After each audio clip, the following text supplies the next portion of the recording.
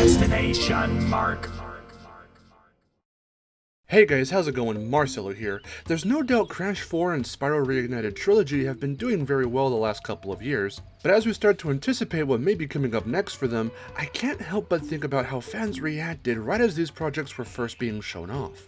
Ensign got criticized to hell and back for the littlest things like too much foliage, the color palettes, enemies not looking like their original counterparts when they were clearly unfinished models, and Reignited got a lot of complaints about the skyboxes and character dialogue, even if some of it was warranted, and right as everyone was starting to warm up to Ensign's Pixar-esque, realistic/cartoony art style, Crash 4 shows up, and everyone says Ensign looks like crap in comparison.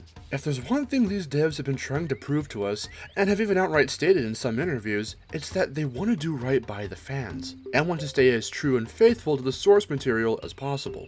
Now this was the golden rule for the remasters. Since the original games are so beloved, fans didn't really want to see too much of a change to the visual style and character portrayals. And while the games, like I said, were ultimately astounding, you can't help but notice all the little things they added because they wanted to leave their mark on a version of these games too. Not everything is one-to-one, and that's what I want to focus on in today's video.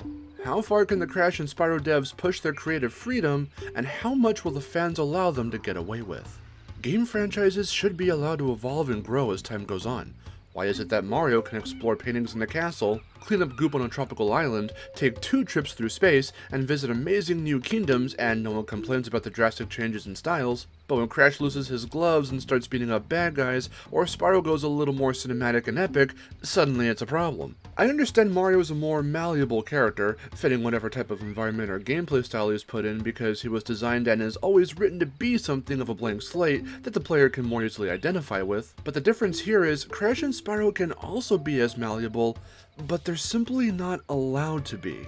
Crash's linear hallway style of platforming was revolutionary back then. Naughty Dog took the basic concept of Sonic or Donkey Kong Country-esque 2D side-scrolling and turned it into a more complex, versatile 3D experience. And it obviously proved to be successful. Spyro, on the other hand, took what made Mario 64 and other 3D games of the time so popular and fixed it up to make for a smoother, more casual platformer playstyle. These are the aspects that drew everyone, myself included, to these games back in the day, and all fans of both franchises wanted was to see these styles remain consistent. But they didn't.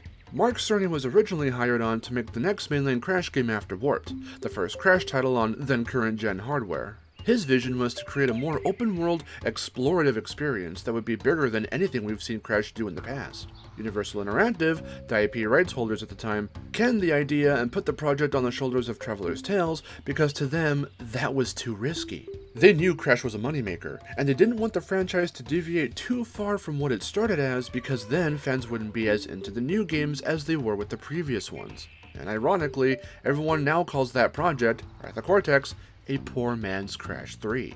So okay, fans have already shown that they don't like when an inexperienced dev team gets a hold of a big series like Crash or Spyro and tries to replicate what came before with poor results. What's the next logical step? Let's spiffy them up and try some new stuff. Crash can now punch baddies and take over giant creatures, and Spyro's got a huge 3-part story that retells his origins. And fans utterly hated them.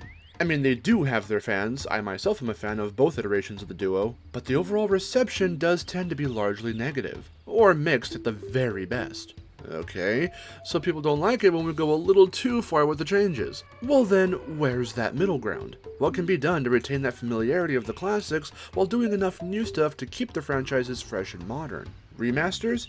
Okay, well fans found a lot to complain about with those. A new game? Well, now either people don't like this art style or are using it to further bash the previous game. Where does it end? Will it ever end? How much creative freedom are these developers allowed? Not everyone's going to be happy. There will always be something to criticize. But we can't let that get in the way of letting these guys do what they want to do. I get wanting to preserve what made the classics so well known and loved. Truly, I do. But when it comes to these two in particular, it seems Universal was arguably the first to foster this type of protective shield around what Crash and Spyro were and weren't. And unfortunately, that mindset rubbed off onto the fans they were trying to please. Now we're all little critics, judging why this level should have less bushes or why the sky is too pink here. For the remasters, I'll give you this. It's kind of warranted. Not to the utterly obnoxious degree it was taken to, but it is warranted. Hell, every time either I or Miharu stream Reignited anymore these days, it seems when we do focus on talking about the game, we seem to speak of nothing but all the changes they made that we kinda don't agree with. But hey, that's because we know the game so well. We just wish more attention was paid to the littler details. Details that gave more depth and atmosphere to the experience. Details that made the games so memorable. So, what about new games? And I'm talking after Crash 4. When Wumpa League and Spyro 4 or whatever finally do get shown off, what are the fans gonna do? Are they gonna get excited, or are they gonna tear the trailers and gameplay footage apart, nitpicking all the little things that could be tweaked or completely changed? And how is this behavior gonna influence the direction of both franchises moving forward? Honestly, I just want to see what these guys have cooking for our favorite Bandicoot and Dragon. I want to get excited again. I want to see change. I want to see these franchises evolve again. This isn't the first time I talked about this kind of thing. Back before Crash 4 was announced, I spoke a little bit about this in my now outdated Stance on True Crash and Spyro 4 video. But while there I was tackling these topics from a formula perspective, I'm now doing so here from a fan reception perspective. I just want these guys to keep succeeding. And now that doesn't mean I want to see things changed up too much, and what I mean by that is following the drastic changes that games like Titans made, like character designs or portrayals being damn near unrecognizable to their former selves, but maybe start small. The devs need to know we're confident in what they want to change, what they want to add, and where they want to take our favorite characters, because we often forget these are their favorite characters too. They also grew up with the trilogies. They also likely saw that evolution in both franchises as they continued onward without their original creators. But now the two franchises are in their hands, and they need to know who will support them. How much creative freedom are these guys allowed to have? As much as they want. But it will need to take the combined effort of both us the fans and them the devs to accurately express what we want, and to accurately deliver on what we want to see. Thanks so much for watching, guys. If you like this video and want to see more, you know what you gotta do, and check out my previous Crash and Spyro videos. Leave your thoughts and opinions in the comments below. I'm Mark, I'll see you guys later, and until next time, take care.